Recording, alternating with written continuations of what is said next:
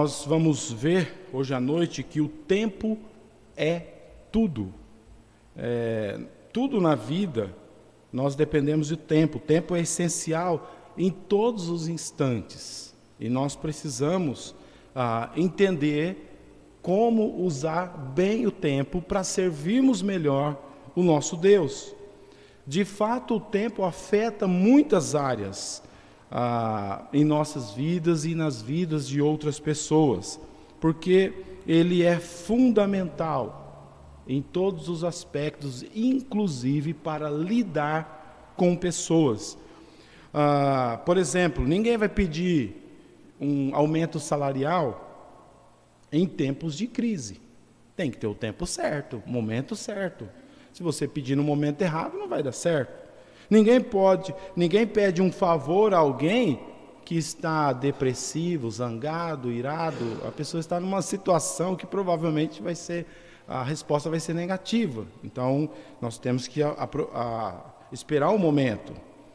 Nós podemos dizer que a diferença entre um hambúrguer ser um monte de carne crua ou um monte de carne torrada é o tempo que ele vai ficar na chapa.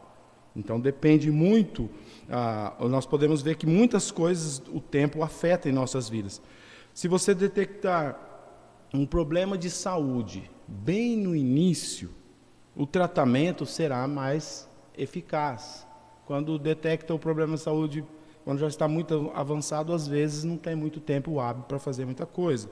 Então, olha a importância do tempo em vários aspectos da vida. Agora, podemos dizer também que o tempo é muito importante também na vida espiritual. É por isso que a palavra de Deus trata dessa forma, e nós temos aqui um capítulo falando a respeito do tempo e o tempo para as determinadas coisas. É fundamental o tempo, ele é fundamental para um viver digno, para vivermos de forma agradável nesse mundo, servindo ao nosso Deus. Hoje nós vamos ver os versículos 1 a 8, mas até o versículo 15 diz que a vida é uma questão de tempo. Sabemos que isso é verdade.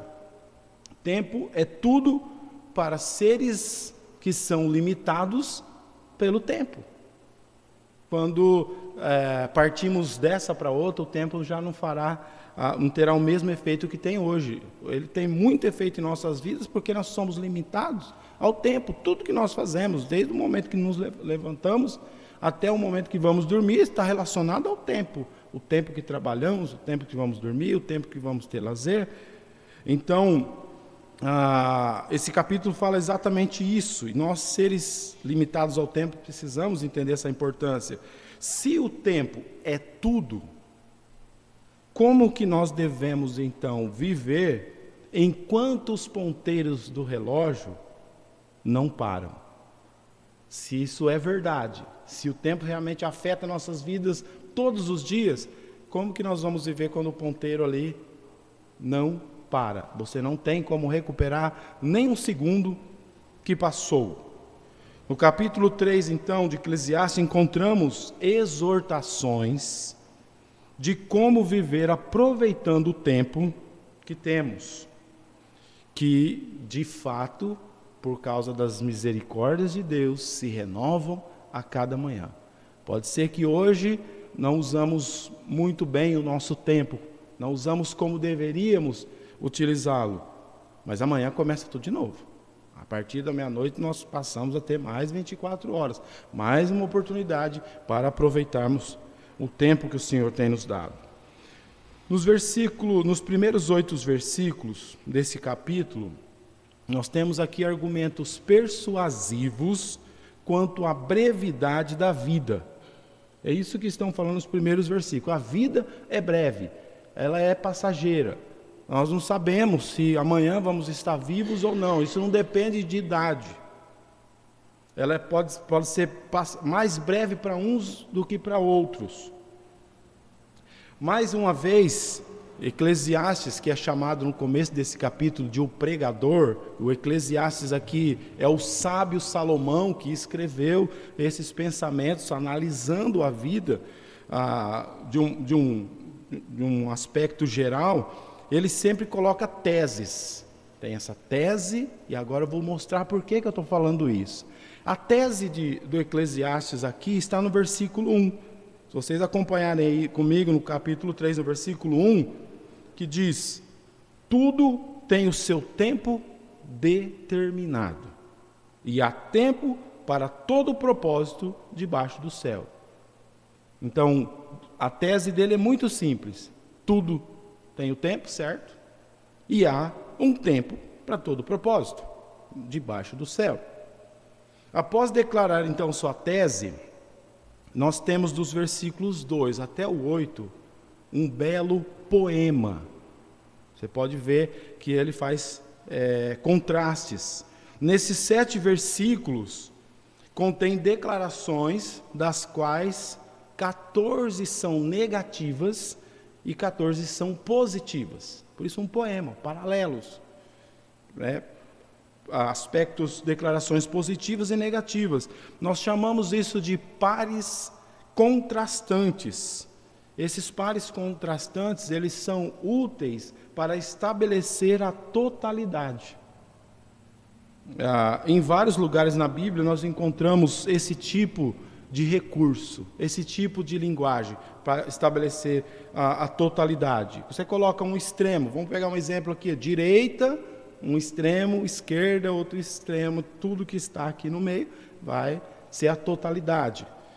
Quer ver um versículo em Êxodo 36:6, falando com relação a oferecer o sacrifício, ele fala: nenhum homem, nem mulher. Ali está dizendo o quê? Todos.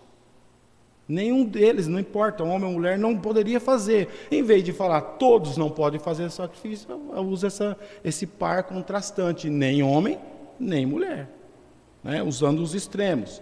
Outro versículo, Jonas 1:9, nós encontramos a expressão o mar e a terra, para dizer em todos os lugares. Porque se alguém ou vai estar na terra ou vai estar na água, nesse planeta. Então, em todos os lugares desse planeta.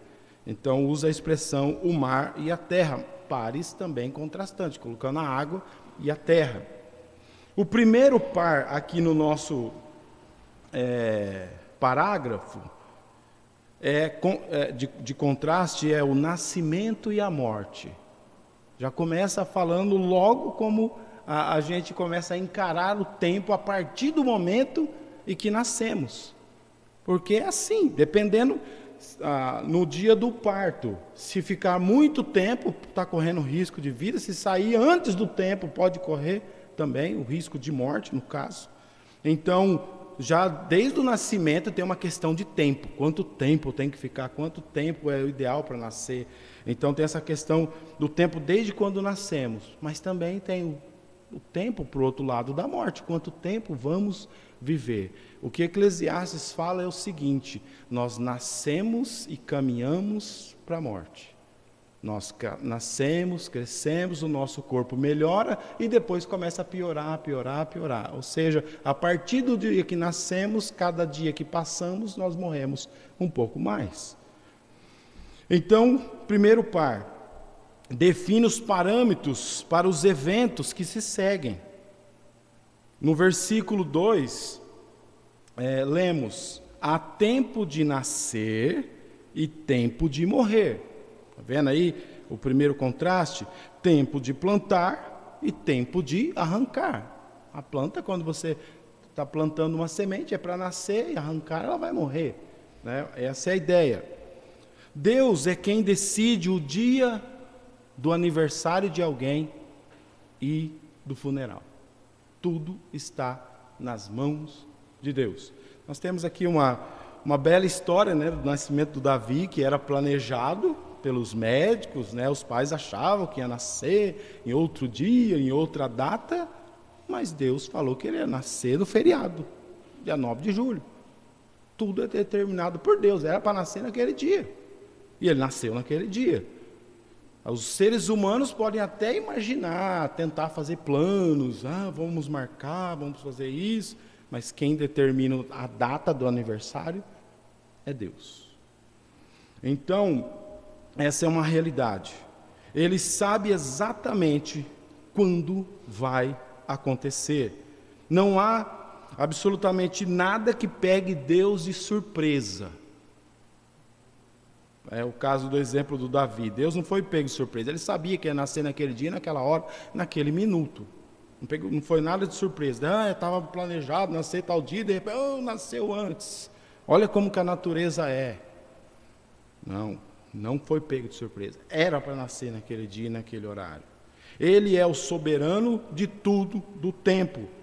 E não há nada e ninguém que possa tirar a vida de um ser antes do tempo dele. Então, tanto a data do aniversário quanto o dia do funeral está nas mãos de Deus. No versículo 2, ele começa com a ênfase na soberania de Deus, então, quanto ao tempo. No entanto, parece estar dizendo, acima de tudo, que o tempo é curto.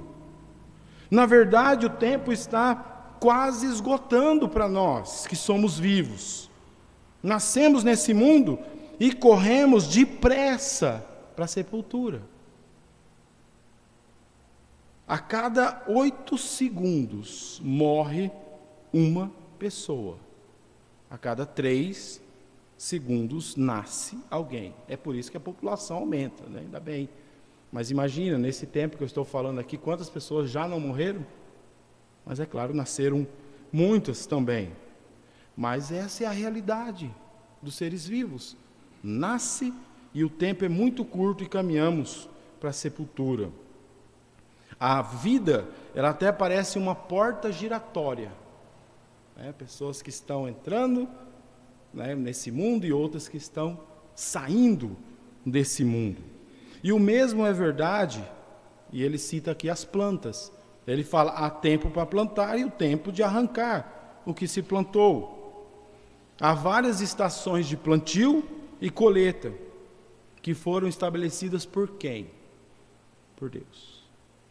Tem o tempo certo para plantar determinadas plantas e para colher determinadas plantas, e tudo estabelecido por Deus. Ele define os limites e tempo das estações, e elas vêm e vão rapidamente. Nos próximos 2 conjuntos, apresentam atividades destrutivas e construtivas. Curar e matar, derribar e edificar. Olha o versículo 3, acompanhe comigo. Diz, tempo de matar e tempo de curar. Tempo de derribar e tempo de edificar. Matar aqui não é cometer assassinato. Não tem um tempo, tempo de cometer assassinato. Tá vendo? A Bíblia fala que pode matar. Então, ele brigou com a esposa, vou matar porque chegou o tempo de matar. Não existe isso. O tempo, vamos entender que no hebraico aqui a palavra é outra palavra. Tem uma palavra específica para assassinato, que é claramente vista nos 10 mandamentos. Lá nos 10 mandamentos, quando fala que não matarás, lá é a mesma palavra para não assassinar. É diferente dessa que está aqui. Aqui, matar envolve apenas a pena de morte ou a destruição de inimigos numa guerra. Então, a Bíblia ensina, sim, a pena de morte para aqueles que matam, e se o governo, o país ou o Estado, eles entendem que tem que haver pena de morte, então é essa palavra que está falando aqui. Há tempo de morte para essas pessoas. Ou numa guerra. Há também a destruição do inimigo, nesse caso, há o tempo de matar. Felizmente, também há o tempo de curar. Ou, literalmente, seria o tempo de costurar. Ou seja, costurar as feridas daqueles que foram machucados. Existe também o tempo para derribar.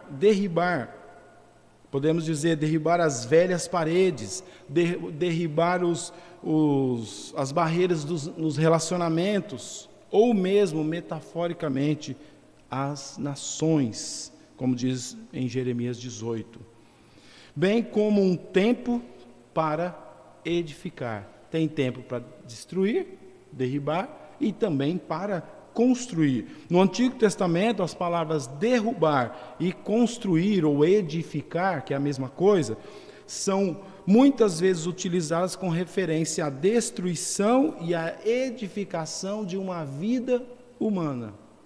Às vezes precisamos derrubar algumas coisas, destruir algumas barreiras, alguns problemas, para que a vida seja edificada.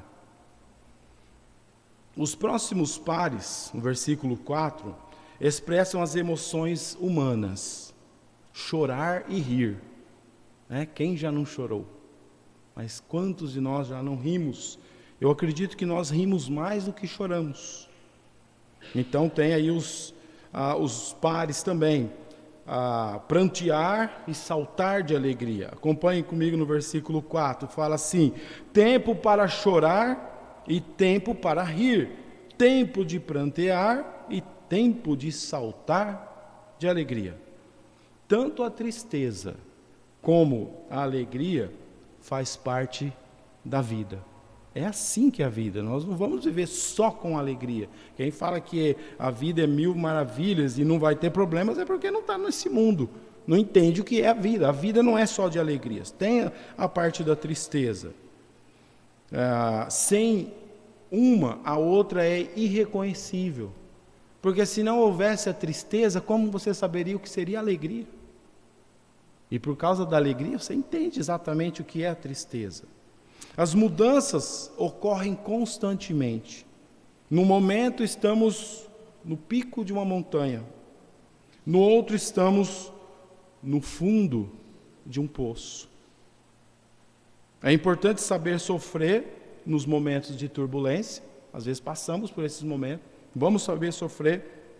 E assim como é importante também saber comemorar, celebrar os momentos de alegria. Alguém disse, e disse muito bem: se você não aprender a rir dos problemas, não terá nada para rir na velhice, porque os problemas vão aumentar. E aí, se você aprender a rir nos problemas, na velhice vai ter muita coisa para rir. No versículo 5, encontramos um par de contrastes um tanto estranho. Diz aí: tempo de espalhar pedras e tempo de ajuntar pedras. Tempo de abraçar e tempo de afastar-se de abraçar. É claro que a hora que olhamos para o próximo par aí, o tempo de abraçar e o tempo de afastar, dá para entender mais ou menos que esse tempo de ajuntar pedras ou espalhar pedras, que parece ser estranho, ele usa muito esse tipo de eufemismo para falar algumas coisas. A frase espalhar pedras é uma referência à relação sexual. Então, nesse contexto, a pessoa lendo do jeito que está, a princípio é estranho. Mas a hora que você olhar tempo de abraçar e tempo de afastar, aí já faz um pouco mais de sentido. Enquanto a frase ajuntar pedras significa abster-se de sexo, no Antigo Testamento, a abstinência de relações sexuais, elas geralmente ocorria em tempos de luto. Então, aí seria o tempo em que as pessoas faziam isso. Correspondente a esse significado é a menção, então, do abraço, que é usado como uma expressão atenuada para a mesma coisa. Essa interpretação é por causa do paralelismo entre todas as linhas do poema. Nós podemos entender que é isso que ele está falando, e pode ser dito nessa área que o tempo também é tudo. Nessa área de relações sexuais, o tempo também é muito importante para a intimidade do casal. Os próximos dois pares, no versículo 6, lidam com a natureza dos bens. Está vendo que ele está abordando todas as coisas da nossa vida, todos os aspectos da vida, e que o tempo está relacionado? Diz aí, versículo 6, tempo de buscar e tempo de perder. tempo de guardar e tempo de deitar fora. Esta é uma verdade que todos nós temos que colocar em prática. Há um tempo para guardar. Sim, temos que estabelecer o tempo para guardar. E há tempo também para limpar a casa. Eliminar algumas coisas que foram acumuladas. Se a gente olhar para os nossos quartinhos e quintais, nós vamos ver que nós temos uma tendência de juntar tranqueiras. A gente vê uma coisa ali, às vezes está passando na rua, para e pega. Eu sei como que é isso. Às vezes eu pego para fazer alguma coisa, é claro, né? Mas às vezes eu pego um negócio e falo, não sei o que eu vou fazer com isso, depois eu vejo. Mas a gente tem uma tendência de juntar tranqueiras. A gente junta num quarto de despejo e nós muitas vezes não passamos para os outros aquilo que nós não utilizamos mais.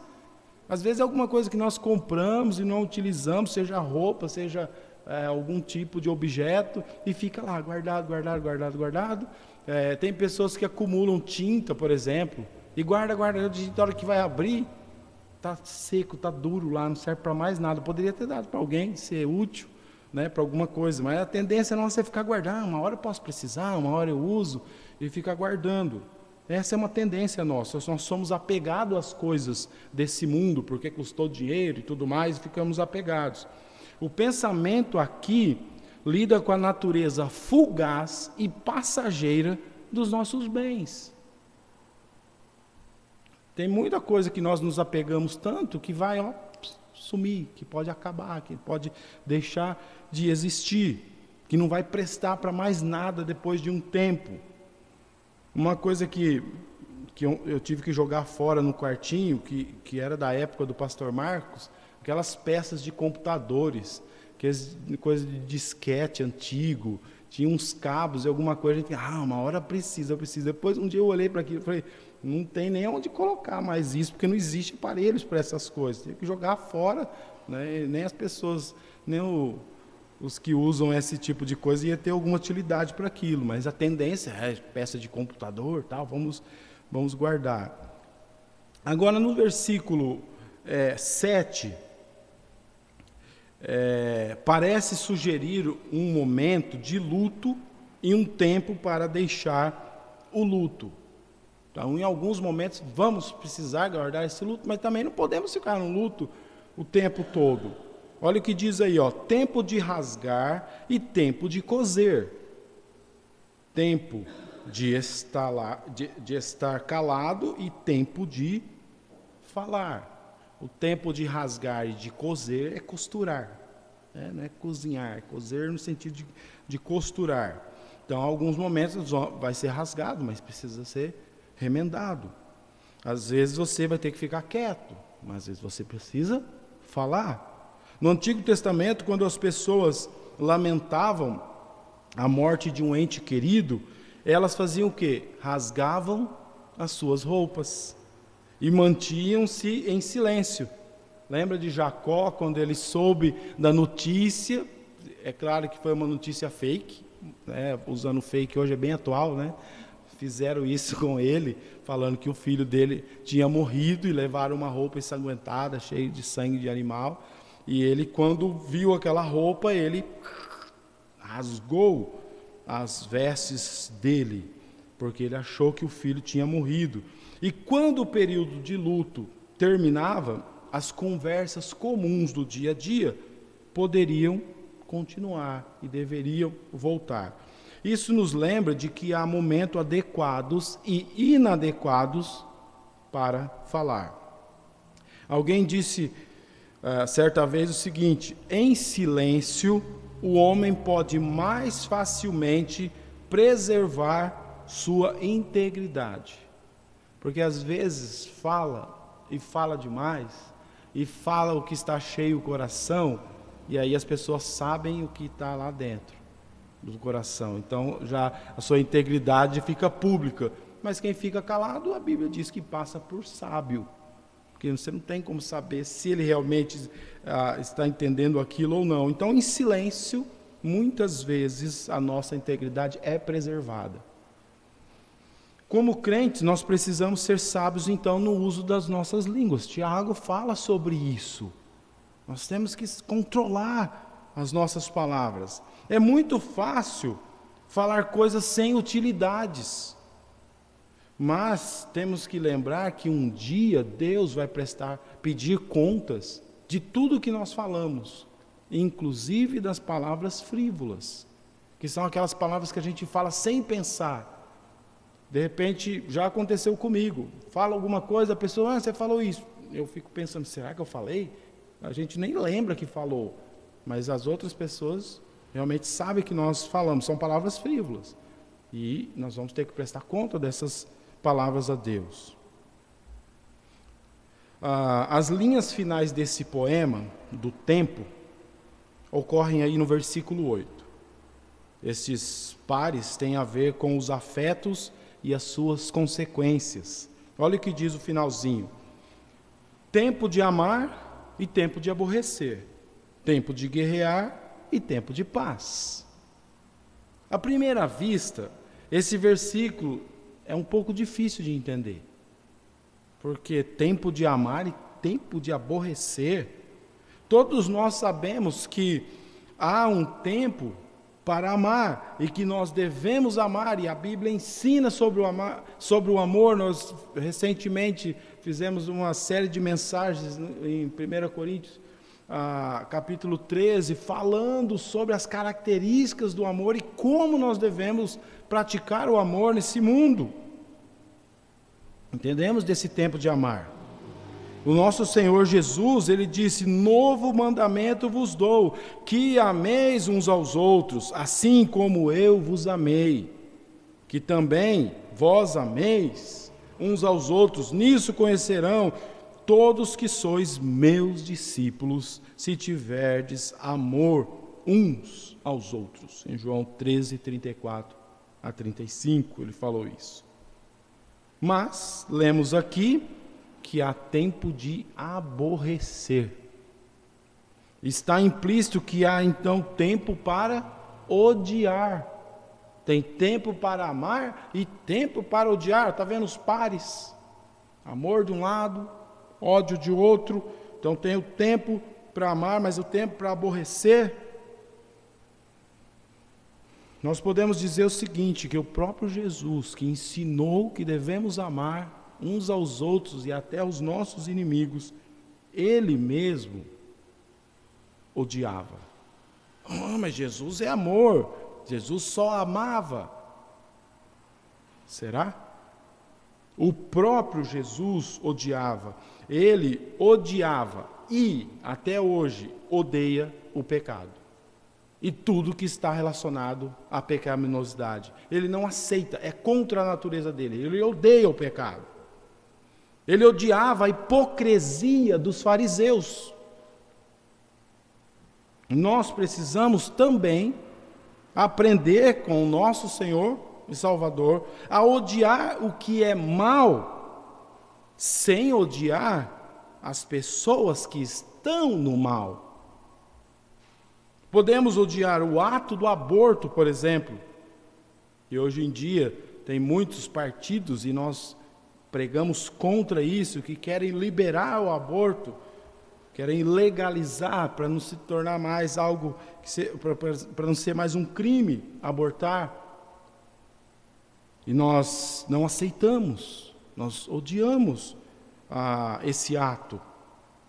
Mas, como cristão, temos que ter compaixão de quem praticou o ato. Porque a pessoa que praticou um ato de abortar, ela não entende sobre a vida, não entende o que é amor, não entende sobre os seres humanos. Essa pessoa está totalmente perdida. Podemos odiar os estragos do álcool, mas amar aqueles que lutam contra o alcoolismo e devemos fazer de tudo para ajudá-los a abandonarem o vício. E finalmente o poema ele é concluído de forma positiva. Somente no final que ele inverte a ordem dos pares. Parece que ele quis começar bem e terminar bem. Na vida, nós sempre ensinamos isso. É bom começar bem e terminar bem. Portanto, concluiu falando do tempo de paz. Não importa o quanto que almejamos a paz, não haverá paz, até que o príncipe da paz traga a paz a esse mundo. O mundo pode falar sobre a paz, ensinar sobre a paz e falar que a guerra é errada e tentar fazer muitas coisas para resolver o problema da paz, mas sabemos que a paz só reinará nesse mundo quando Cristo, o príncipe da paz, vier reinar aqui. E, ironicamente, quando Jesus trouxer a paz, será após um banho de sangue, que é descrito em Apocalipse 19. Após uma batalha, após muitas, milhares e milhares de pessoas morrerem, haverá a paz verdadeira. Naquele tempo é que haverá a paz que o mundo tanto busca, mas antes muito sangue será derramado. Há tempo de guerra e há tempo de paz. Temos que refletir quanto ao uso do nosso tempo. Tudo isso que nós vimos aqui nesse belo poema, muito bem escrito pelo sábio Salomão, é para mostrar que a nossa vida é afetada pelo tempo, o tempo todo. Esses contrastes, em todos os aspectos. E nós temos que refletir, porque somos seres humanos limitados ao tempo. Tudo que nós fazemos depende de tempo. E muitas vezes nós falamos que nós não temos tempo. A gente não faz as coisas que deveria fazer, ou servir a Deus como deveria servir. Mas é porque eu não tenho tempo. Eu digo, é uma desculpa fajuta, porque todos nós temos o mesmo tempo que é renovado todos os dias e conseguimos fazer tudo o que nós queremos fazer. Isso depende dos nossos valores, das nossas prioridades, daquilo que nós julgamos ser importante. Então, quanto tempo você tem gastado em oração? Quanto tempo você gasta na leitura da palavra de Deus?